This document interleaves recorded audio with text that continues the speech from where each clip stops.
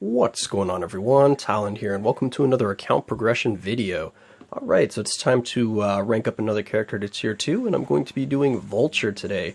So, I've been wanting to rank up Vulture for a while now because he's actually a pretty powerful character. He's really good in Shadowlands, especially for the wave modes, because he does so much damage and he's able to take out the waves quite quickly, even at tier 1. And also, he's very good in Alliance Conquest, because if he starts with his first skill, he can pretty much one-shot the entire team, which is really nice. But anyway, we're going to be taking a look at him here before we tier 2 him, so let's go ahead and take a look at the skills here. So there's no skills that you really need to level up on him, because none of them give you additional boosts or buffs, so you don't have to worry about that. His Isolate set, I have Overdrive. Definitely want to go with an attack-based set on there, kind of just ramp up his damage a little bit more. And since he has very nice protection from his iframes, you don't really need to worry too much about the survivability. His Obelisk here, I have some Ignore Dodge, All Defense, and a Damage proc. So I like having the Ignore Dodge on this. This is really good for like PvP type scenarios, so that you can kind of guarantee that he gets his hits off on the enemy. You could probably go with something like Invincibility on the Obelisk, though, just because he does have really good survivability, or he has really good survivability from his iframes, but when he runs out of those, or if the AI prioritizes one of his other skills, that Invincibility definitely come in handy for PvP type scenarios. But if you're playing him manually, you don't really need to have Invincibility on him, so you can definitely go with a damage proc here and just kind of amplify his already high damage, which is really nice.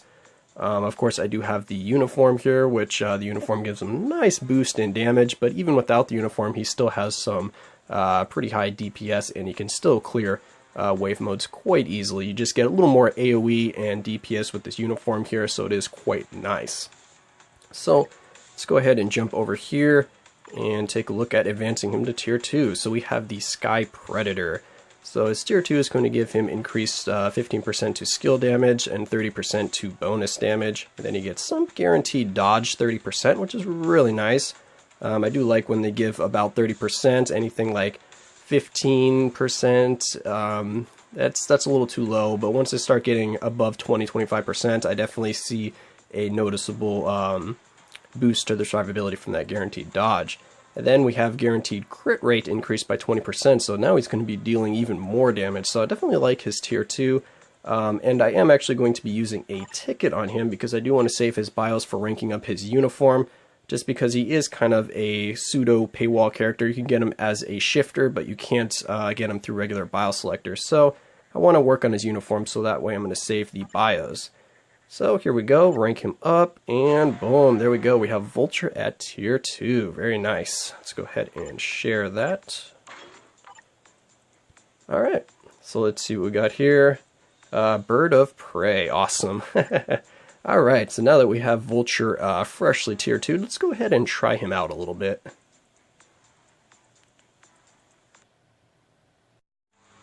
Alright, so here we are at today's preferred world boss. We have Infinity Thanos, so we're going to go ahead and jump in with this team here. We have Winter Soldier's leadership for the 30% physical, then we have Falcon for the team up bonuses, and we're going to get some attack speed and crit damage, and some physical attack and max HP.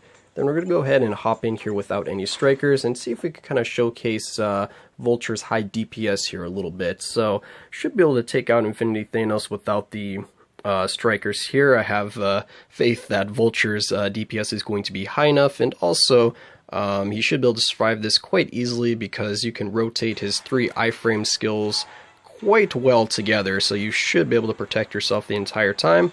So let's go ahead and hop in here and see if I'm right on that. Alright, so we'll start off here with this one. And I canceled out a little bit early, but you're pretty much just going to do the 5th skill, the 4th skill, and the 1st skill. Get that damage there.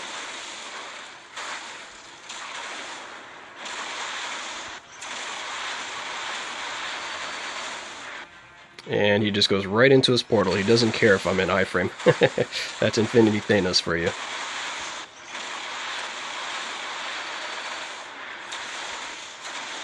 Ooh, we had to get a dodge in there, eh?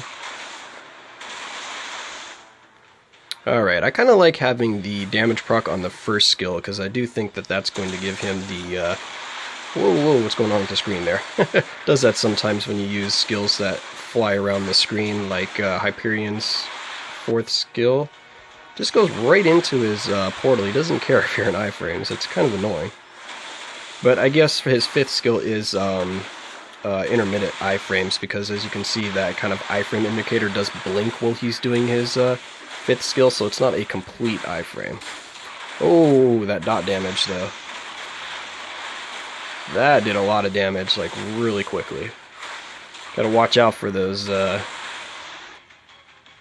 dot damages, because Infinity Thanos is pretty unforgiving with those things. That tornado, if you stand in any of that lightning on the ground, your health is just going to evaporate quite quickly. As you can see right there, because we only got hit like once. I was gonna hop into a... See if we can get a little bit of damage in here with Falcon. Bink, just for the heck of it. Alright, back over to Vulture here. So we should be able to cancel him out of his meteor drops every time, because we have iframes at the ready all the time. So as you can see, Vulture is quite safe to play, which is nice. Well, except if we get that intermittent iframe right there. So definitely don't want to be using your 5th skill when Thanos is trying to do his meteor drop, because he can still do that. Because that being an intermittent iframe like that, Thanos just doesn't care. He'll go right into his meteor drop. Alright, do a little bit of damage here with... Oh, whoops. I was ready to cancel him out, but it's a little too slow on that. Go, Winter Soldier, go! Do some damage. Alright.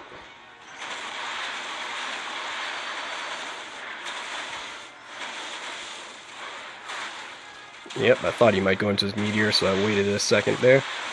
And we might get killed here, actually, with that intermittent iframe, and when he does that ground pound, just one of those waves hits you, and you're pretty much done, because those do a lot of damage. I remember I was fighting Infinity Thanos with Wolverine, and he actually one-shotted... Oh! And there we go with that dot damage again, but we're pretty much able to do that with Vulture. We'll just finish it off with Falcon here. And there we go. Alright, so Vulture's looking really good. If I had remembered to turn off the dot damage from Infinity Thanos, we definitely would have had any kind of problem there.